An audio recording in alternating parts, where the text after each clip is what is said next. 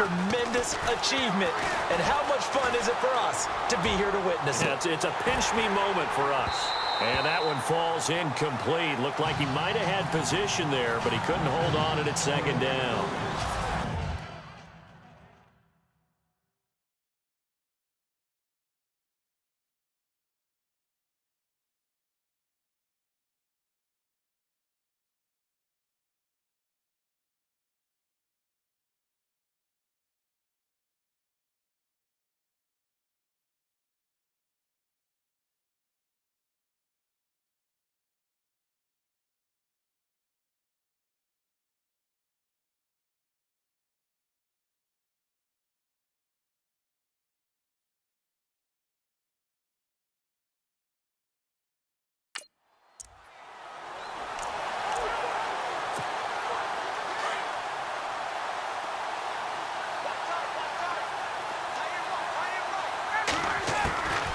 Again on 2nd and 10, it's Ryan.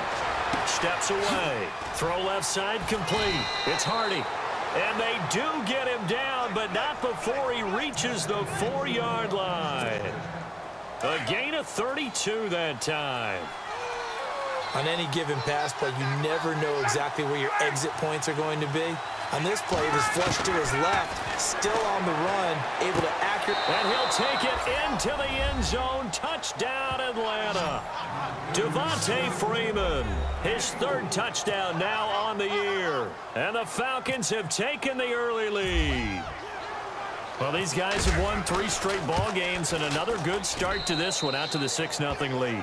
And I've talked with so many different coaches, as have you along the way, and they always talk about winning streaks and the mood of a team and how much easier it is to actually prepare during that time. Guys are sharp, guys are focused, everyone's feeling good, and we're seeing it early in this one. This one fielded at the 5. And he will be marked down right there at the 20-yard line. So now here comes the Jet offense as they get ready to take over. They'll be led out by a guy who only became a starter relatively late in his career. It's the well-traveled veteran, Josh McCown. And I'll bet right now it's just one thought in his mind. Win the game. Yeah. Oh, yeah, without a doubt. He played pretty well. I mean, he didn't turn over the ball in terms of interceptions, no, right? 2 touchdown passes last week. 2 touchdown passes, but when your team doesn't win, that's just hollow.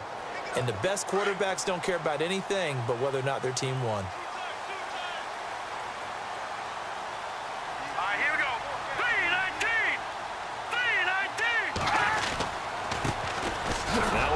This is Bilal Powell trying to run inside, but nothing there. Call it no gain on the play, and it'll be 2nd down.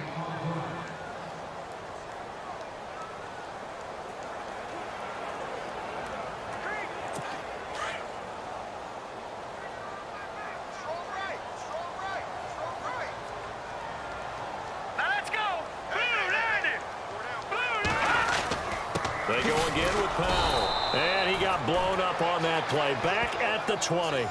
They'll lose a yard, and it brings up 3rd. So a look here at the key inactives, and we got this list before the game down on the field. They tell us the same thing every time, don't they? Next man up. No excuses. Be ready to play. That's the mantra of every organization. The key is having guys on the roster who are capable of filling in and playing at a high level. That's when you know you've drafted well, scouted free agents well, and stocked your team just the way you're supposed to. A big play there on the catch and run. And even 50 yards. Let's go! Green 39! Green 39! McCown going to hand this one off to Powell.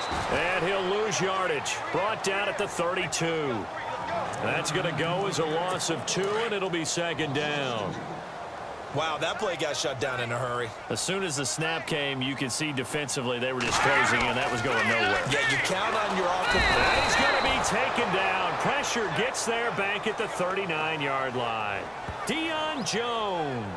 He's the one to get him, and that's sack number 7 for him on the year. So a first-quarter sack, and remember, keep in mind, he had 2 sacks in last week's game. And it's always intriguing to me to watch these great pass rushers. Some of them, they need their teammates to scheme for them. Maybe occupy people and make it a one-on-one matchup. Other guys, they just defeat everything in front of them. To get 2 sacks in a game, it's a little... And he's going to go down again. Deion Jones in there to get him, and that's sack number 8 for him on the year. Brandon, what I remember most about playing with guys who knew how to rush the passer, they would just tell you, just cover people for me, just long enough for me to get there. And that's exactly what happened on that play. He steps into this one, and this is a rocket. A first-half update now from Philadelphia. And the 49ers are out to the early lead. Remember to keep an eye on the ticker, of course, at the bottom of your screen for updates on that game and others around the NFL. Now the Falcons offense, they get ready to head back out here. They'll be looking to duplicate that first drive, the one that got them that 7-0 lead. Of course they would. I mean, look, they're on the road. So getting the 7-0 lead was huge for them, right? Imagine getting up 2 touchdowns on the road. And this will be caught at the 30. A big play there. Ryan to Jones. 54 yards. Well, a big play like that looks familiar, doesn't it? Like we saw it a week ago, reigning NFC Offensive Player of the Week. Nothing wrong with being explosive. Nothing wrong with being electric. Nothing wrong with carrying it over from the previous week off to a really, really hot start. And that one is incomplete. And it also concludes quarter number 1. Alongside Charles Davis, Brandon Gaudin, it's the Falcons in possession to begin quarter number 2. They've got it 2nd and 10 to start things out.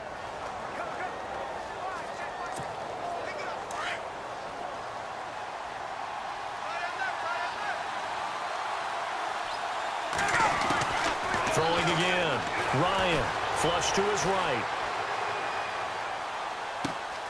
His throw caught right around the 6. And he is into the end zone for a Falcon touchdown. Julio Jones with touchdown number 27. That ties Priest Holmes for the 3rd most in a single year. And the Falcons will add on to their lead.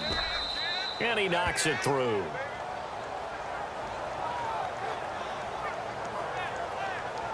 So the drive there, they went 80 yards in 3 plays. And the end result, an Atlanta touchdown. Now hold everything.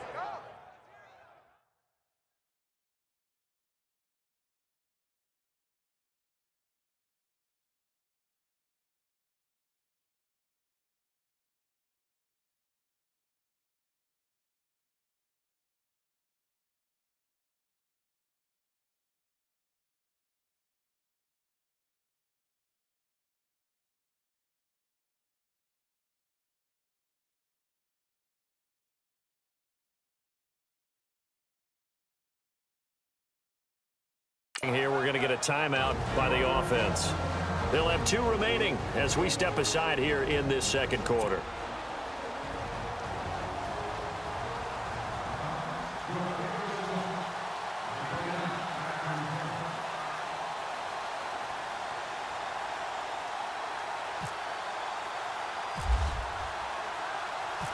Now here's Bryant to kick it away.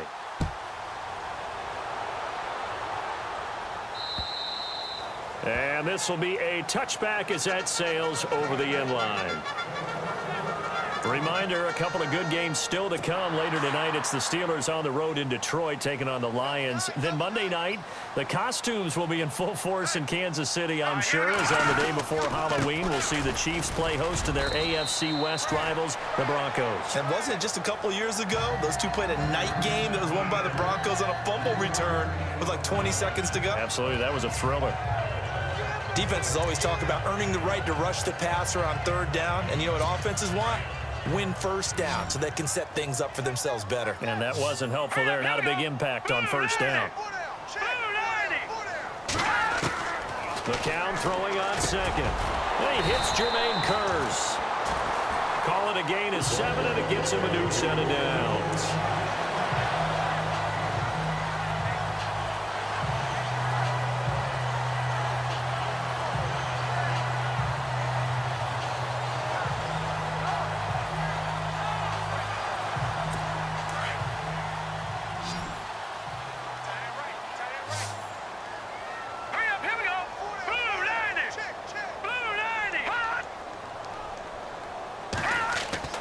Now a play fake here on 1st down.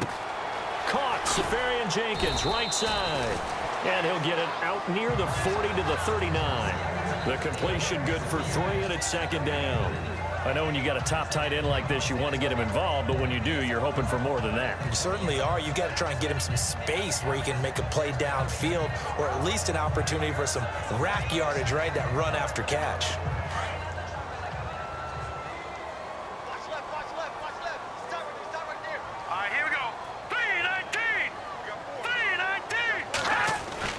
McCown to throw on second down. And here the hook up good to Victor Cruz. And he'll be brought down right at the 45-yard line. 6 yards is the pickup, and that'll lead to a third down. Well, that's what you're looking for when you want to throw the ball downfield. You want one of those guys who can play out on the perimeter, can play out wide, who can not only get open, but when they're covered, can uncover themselves downfield and create catches. And he brings this up to the 46. Good enough for the first. Officially a gain of just a yard there, but they do convert on 3rd and inches. I like the look that they just showed there. When you come out in a passing formation, spread things out a little bit, makes it really hard to cover the middle of the field, doesn't it? Because you got to go out to the perimeter and cover those guys. Yep, exactly. Got some good blocking, too. Helped him pick up the first. And no room to maneuver there. Give him a yard up to the 47.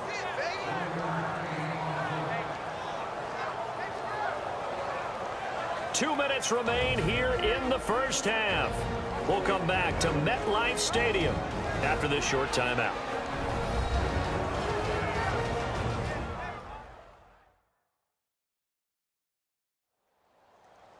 When halftime rolls around in just a bit, we'll send you to Orlando. You will hear the dulcet tones of Mr. Larry Ridley with our EA Sports halftime report. Does dulcet mean good? Yeah, it's just something that broadcasters say. It's got to be good, right? It's got to be good. You tell me. Well, it's got to be good if Larry's doing it. Here we go now. 319. 319. On second down, here's McCown. Now they go screen. It's complete. And he'll lose yardage on the play back at the 45-yard line. It's a loss of 2, now 3rd down. Throwing is McCown on 3rd down. And the Falcons get there. The Falcons get the sack. Down he goes. I'm starting to feel for that quarterback back there. I mean, you know me. Normally, don't have a lot of empathy for the QB, right? In this case, definitely. He's been under constant duress this entire game. I don't know how he's surviving back there. And to think, there's still a long way to go in this football game.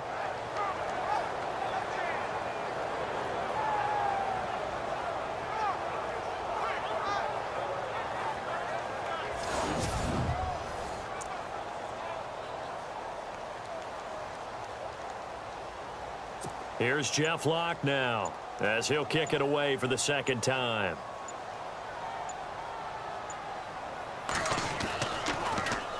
His first punt, 45 yards. This looks good as well.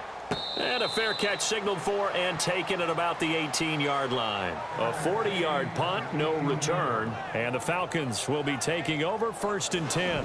It's player spotlight time, and we focus that spotlight on the quarterback, Matt Ryan. He's showing off that arm, showing it off very well. They've got the lead. Don't forget, though, about the protection.